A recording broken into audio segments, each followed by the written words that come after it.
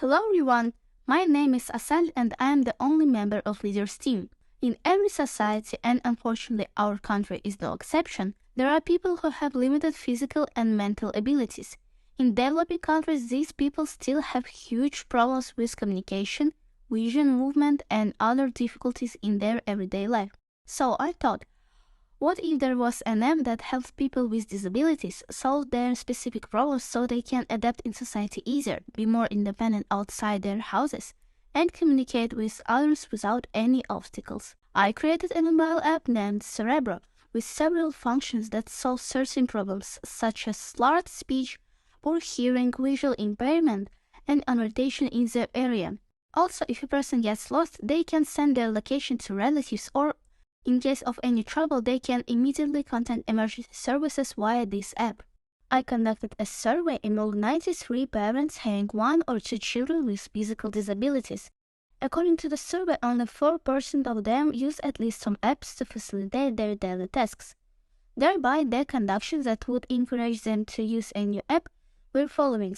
It must be free, it must be easy to use, preferably it must be in 2 languages, Uzbek and Russian. While developing the app, I took these points into account, so my app meets all listed requirements, and most importantly, my app helps to solve several real-life problems in practice.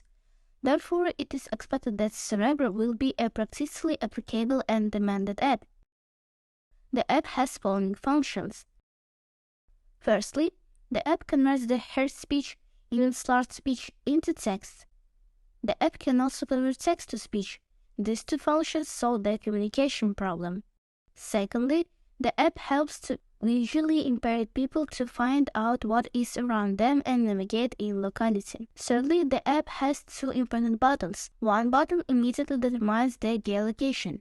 In case the person gets lost, he or she can send geolocation to others via the messaging. The second is the SOS button. It allows the user to immediately contact the ambulance, fire department, police, or emergency service in case of any trouble. Cerebro app has a number of competitors. I choose available ones, downloaded, tested, and compared them with my app. But the main disadvantage is that all apps are narrowly focused and some are paid or are in private access. To develop the app, I need investments. I aim to receive them from state organizations or non-governmental, non-profit organizations or from private investors. In order to receive investments, it's planned to hold meetings to highlight the problems of people with physical disabilities, as well as to attract well-known bloggers, opinion leaders, and mass media to popularize this app. In the future, I plan to develop the app by adding new sections, in particular a section on training and psychological support for parents having children with disabilities.